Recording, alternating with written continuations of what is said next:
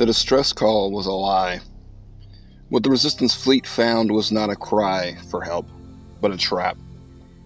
Yet, in the chaos of battle, on a dead moon, a signal was sent, not one of defeat, but of defiance. In this moment, a resistance was born. The Atiran would not be quietly forgotten. In the new title's Jump Space, we play as the Atiran, a race from the planet Atira. We explore the derelict universe, collecting materials for our ships to make each run better than the last. The Atiran formed a resistance against what is known as the Legion of Steel. They dominate the galaxy with an iron fist, seeking to eliminate all organic life. The universe is but a wasteland, a shell of its former self, but it was not always this way.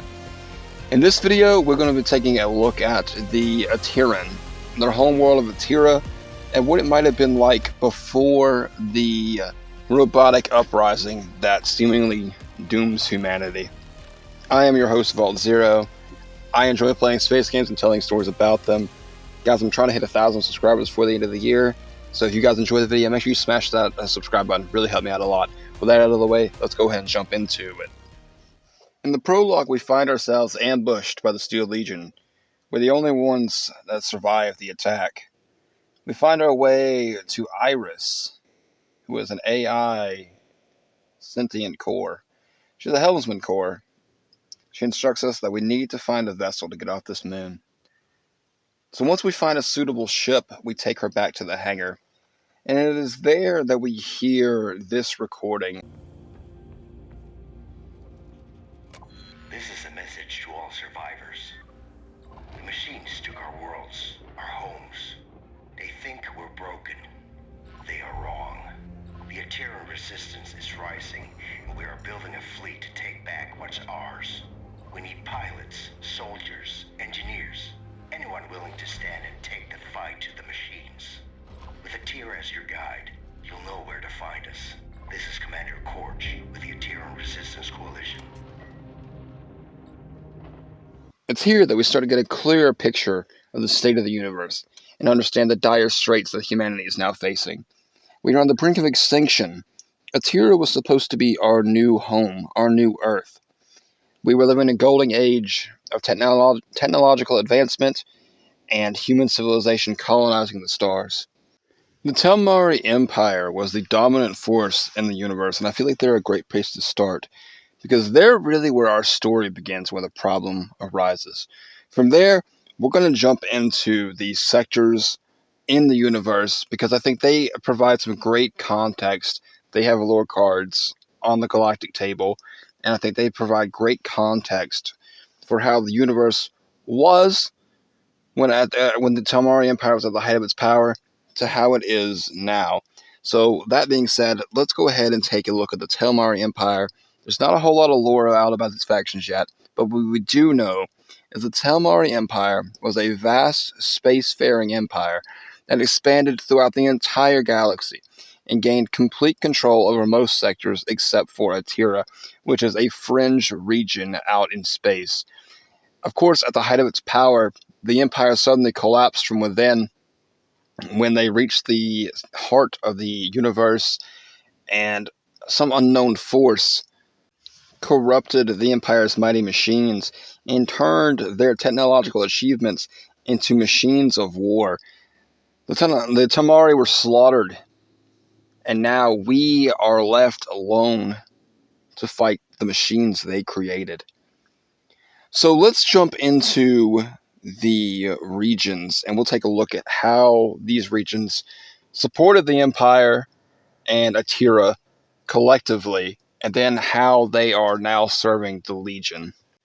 We're going to start with the Tivian Expanse, which is a region directly bordering the Atiran region, thus making it also a fringe region. The Tivian Expanse proved to be unexpectedly rich in easily accessible minerals, fueling the vast mining and production network. Many of the ships that plied the outer regions were forged in its orbital yards. Now, of course, these facilities stand silent, their skeletal bones held under the constant watch of the machines. Let's look at the Pillars of Quora as well, another neighboring region to Atira.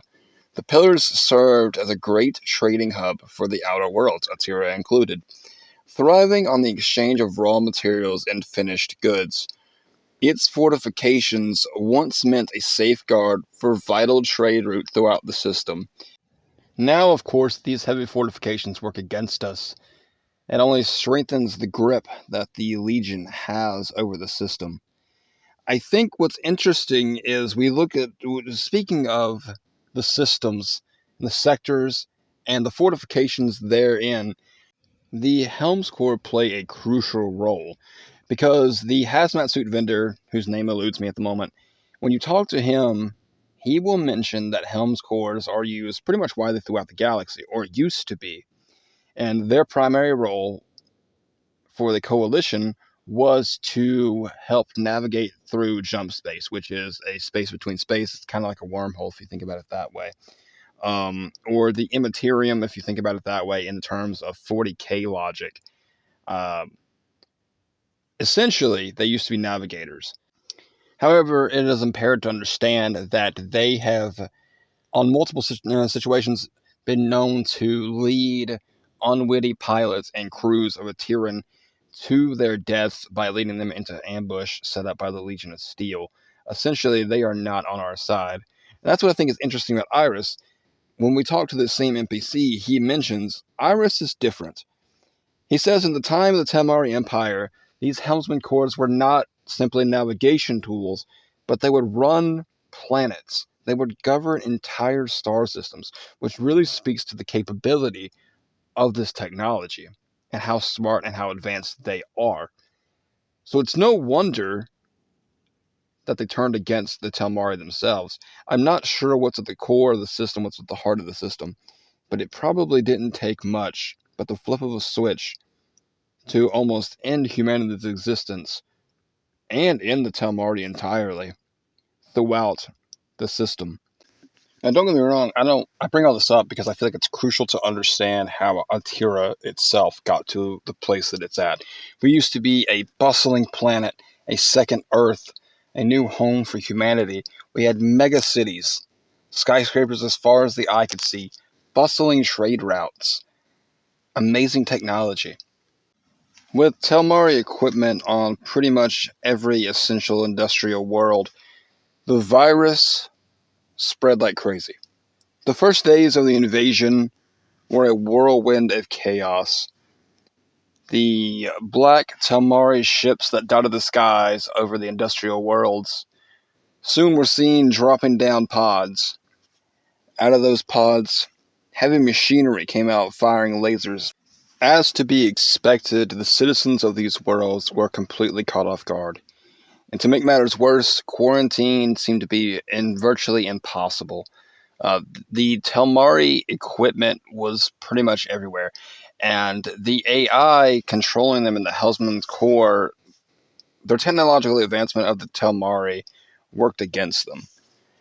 A system that can govern an entire star system with no supervision had no problem wiping out the organic life within its range.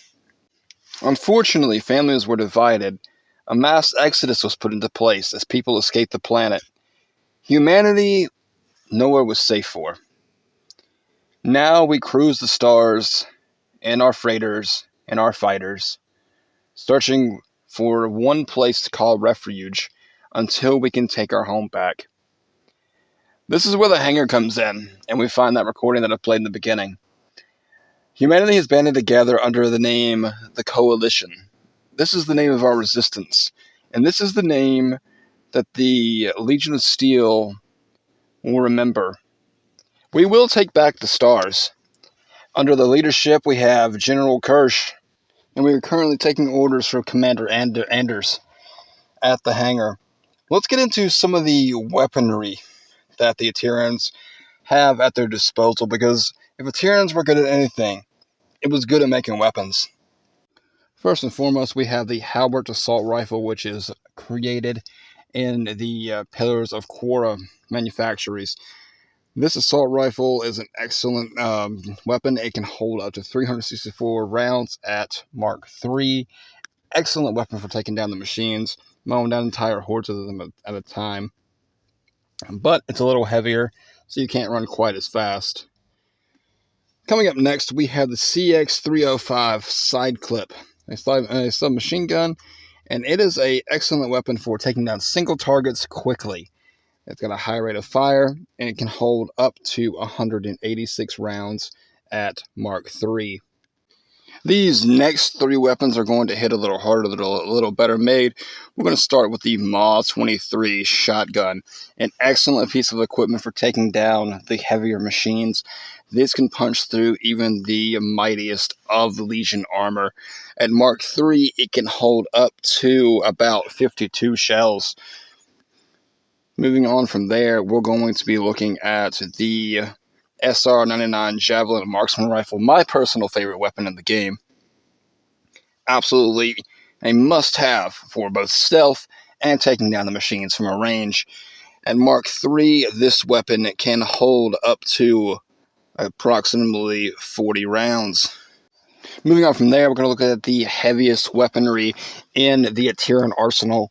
Coming up first, we're going to look at the Iron Belt light machine gun. It only drops at rank 3 and holds up to a whopping 270 rounds per magazine. This thing is absolutely dominant on the battlefield if you can get your hands on one. They are in rare supply because they are such high quality. Additionally, we do have rocket launchers. They are made by the ARC company. However, they are, while common weaponry, they do only come with 3 rockets at a time. Similarly, the railgun only has about 4 blasts. It is greatly an energy-based weapon, great for taking out machines. It and the rocket launcher are pretty great at taking out not just machines, but the fighters that the machines will fly.